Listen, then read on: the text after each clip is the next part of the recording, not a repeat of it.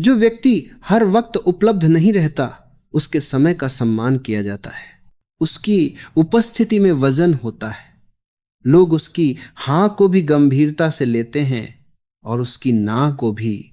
जैसे अगर तुम रोज अपने रिश्तेदार के पास जाते हो, वह तुम्हारा इज्जत करेगा लेकिन मन से नहीं। लेकिन वही तुम बहुत दिनों बाद कभी उसके पास जाते हो, वही रिश्तेदार तुम्हारा इज्जत करता है और बातों का सम्मान करता है। इसलिए अपने आप को मूल्यवान बनाओ ताकि तुम्हारी पहचान हो, तुम्हारा लोग सम्मान करें। अधिकतर लोग हर वक्त उपलब्ध इसलिए रहते हैं क्योंकि वे ना कहने से डरते हैं। उन्हें डर होता है लोग क्या कहेंगे, रिश्ते टूट जाएंगे, कहीं मुझे स्वार्थी न समझ लिया जाए। यह डर बचपन से सिखाया गया है। लेकिन ना कहना अस्वीकृति नहीं है, यह स्पष्टता है। यह अपने समय, ऊर्जा और जीवन की प्राथमिकताओं का सम्मान है। जो व्यक्ति ना नहीं कह पाता, वह हां की कीमत भी नहीं समझ पाता। इसलिए समय की जरूरत को पहचानो, क्योंकि समय जीवन की मुद्रा है। जो इसे यूं ही बांट देता है, वह जीवन को सस्ता कर देता है। हर फोन कॉल, हर मीटिंग, हर बातचीत ऊर्जा मांगती है। यदि आप हर किसी के लिए हर समय उपलब्ध हैं, तो आपकी ऊर्जा बिखर जाती है। ऊर्जा बिखरने का परिणाम केवल थकान नहीं है, यह रचनात्मकता, आनंद और गहराई का अभाव है। आप बहुत कुछ करते हैं पर भीतर से खाली रहते हैं।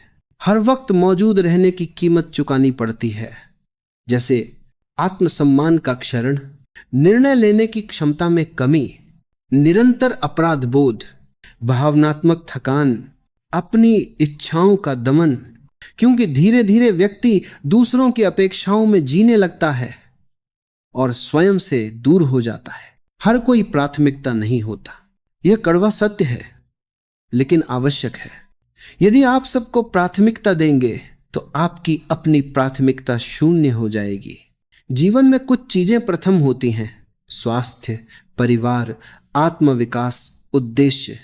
इनके लिए अनुपलब्ध होना सीखना पड़ता है। संसार में सबसे कठिन और सबसे कीमती शब्द है नहीं। हां कहना तो आसान है, उसके लिए कोई री की हड्डी नहीं चाहिए। लेकिन नहीं कहने के लिए एक व्यक्तित्व चाहिए, एक सेंटर चाहिए। जब तुम हर बात पर हां कहते हो तो तुम्हारी हां का कोई मूल्य नहीं रह जाता, तुम्हारी हां फीकी पड़ जाती है। केवल उसी व्यक्ति की हां में वजन होता है जो नहीं कहने की हिम्मत भी रखता है। यदि तुम हर वक्त उपलब्ध हो तो तुम्हारी उपस्थिति का कोई गौरव नहीं रह जाएगा। तुम कूड़ेदान की तरह हो जाओगे जिसमें कोई भी अपनी समस्याएं डालकर चला जाता है। तुमने अपने जीवन को एक दुकान बना लिया है। तुम सोचते हो कि जितना ज्यादा उपलब्ध रहोगे, लोग उतनी तुम्हारी प्रशंसा करेंगे। समाज तुम्हें बड़ा भला आदमी कहेगा। याद रखना, समाज तुम्हें भला आदमी तभी कहता है जब तुम उसके हिसाब से चलते हो, जब तुम उसके गुलाम होते हो। जिस दिन तुम अपनी गरिमा में खए हो जाओगे और कहोगे नहीं, अभी मैं अपने साथ हूं, उसी दिन यह समाज तुम्हें अहंकारी कहना शुरू कर देगा। मैं तुमसे कहता हूं, ऐसा अहंकार उस झूठी विनम्रता से 1000 गुना बेहतर है जो तुम्हें भीतर से खोखला कर रही है।